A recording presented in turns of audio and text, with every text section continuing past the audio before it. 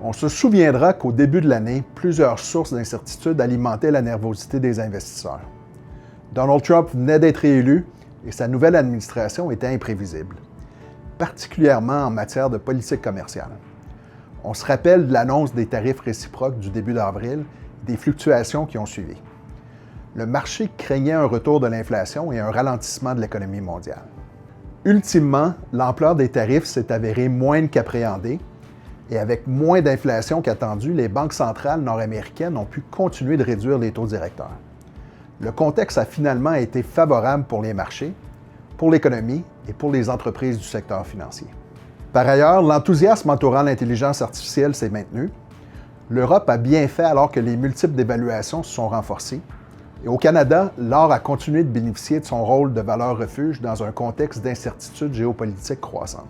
Le résultat aurait été de forts rendements presque partout sur la planète, mais surtout au Canada et en Europe, qui ont connu des hausses de 31,7 et 29,1 % respectivement. En ce qui nous concerne, nos portefeuilles ont obtenu de bons rendements cette année. N'eût été du rendement record du sous-secteur des titres aurifères dans le marché canadien, l'ensemble de nos stratégies aurait surpassé leur indice de référence. Aujourd'hui, on va vous parler de l'investissement dans l'or. L'importance de l'or au Canada. Le Canada est le 4e plus grand producteur d'or au monde. Du fait, l'or occupe une place importante dans notre économie et dans notre marché boursier. Et c'est encore plus vrai en 2025. Le sous-secteur des titres aurifères était en hausse cette année de 132 %.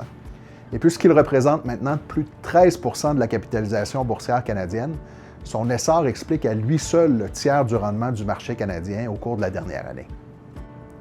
Histoire simplifiée de l'or.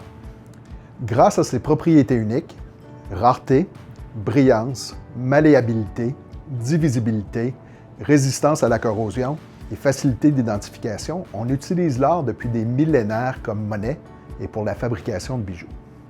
Il y a environ 2500 ans, la frappe de pièces en métal précieux a permis de faciliter les transactions. Et c'est à peine il y a 300 ans que les billets apparaissent en Occident. Ils représentent une quantité fixe d'or conservée dans les banques. Ce système, appelé étalon d'or, perdure jusqu'en 1971, année où les monnaies deviennent fiduciaires, c'est-à-dire que leur valeur repose désormais sur la confiance envers les institutions et les politiques économiques plutôt que sur une réserve d'or. Bien que l'or ne soit plus une monnaie, il demeure néanmoins une réserve de valeur. Sur plus de 2 siècles, son prix a légèrement dépassé l'inflation. À court terme, par contre, il réagit fortement à l'incertitude. Depuis 2022, la hausse fulgurante de son prix s'explique par l'inflation post-COVID, les tensions géopolitiques, l'incertitude entourant les politiques américaines et les achats massifs des banques centrales étrangères qui cherchent à réduire leur dépendance au dollar américain.